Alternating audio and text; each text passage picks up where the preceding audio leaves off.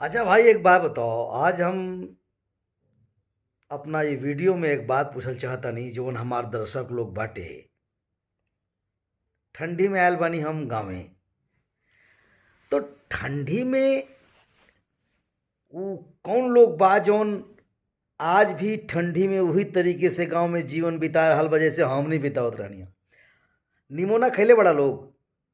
निमोना भाई, हम सही बताई। हमारे घर में हमारे हरबंश काका रहलन।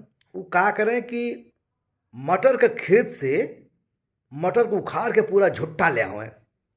हमारे घर में चाची दादी सब लोग मिल के, और हम लोगन मन शाम के सब अपन वो मटर तोड़ल जाओ, और तोड़ के फिर छीलल जाओ। और छीले के बाद रात का निमोना बनाओ, कोहड़ौड़ी डाल के। कोहड़ौड़ी समझ तरह कोहड़ौड़ी डाल के उमन बनाओ। अब भैया एकदम गर्मा गर्म। हाँ, वो मतलब कबो कबो लगल कि मरचा ज़्यादा पड़ गए। तब बोली कि अरे अम्मा, का मरचा ज़्यादा डाल दिली का रे। और मन खा के लेकिन जाके सो जाई। लेकिन भैया एकदम कड़कड़ाती ठंडी में सुबह उठ के जो रतिया में बासी निमोना बचल रहे, ओके खातिर हम दो तीन भाई रही आपस में झगड़ा कर लिया। नहीं इतना चाहिए, मैं एक कटोरा, हमके एक कटोरा, हमके एक कटोरा। और निमोनवा लेके घरा के बहरा तपता कत्तो तपता के कौड़ा बोल जाला। कौड़ा आग जो रखल जाला, वही तवा पे कटोरवा में निमोनवा भर के रख के जब ओके सेक के अब बासी रोटी से खावल जा। अरे बाप रे बाप, मतलब ऐसा टेस्ट। आज हम हिंदुस्तान का पूरा दुनिया घूमतानी, बड़े बड़े होटल में खाना खातानी, लेकिन वो टेस्ट हमके आज तक मिलल ना।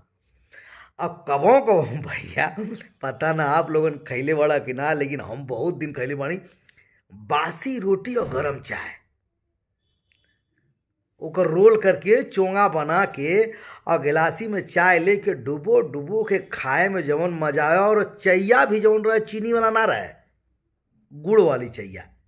दूध रहे और गुड़ भेली हो, अना तो राब। और जवन चाय बने भाई, और चैया मोही डाल के रोटिया जब दबा के खाइल जाए तो बड़ा मजा आवे। तुम लोगन खैले हुआ कि ना, सही बताइया। आ, ये जीवन के एक एक रहस्य रोज एक वीडियो में तो बताए कि बचपन में और कहाँ करते रहनी हो। अपन अपन राय बताओ भैया, तो हम लोगों ने कैले हुआ कि ना। कल दूसरा वीडियो में मिलो।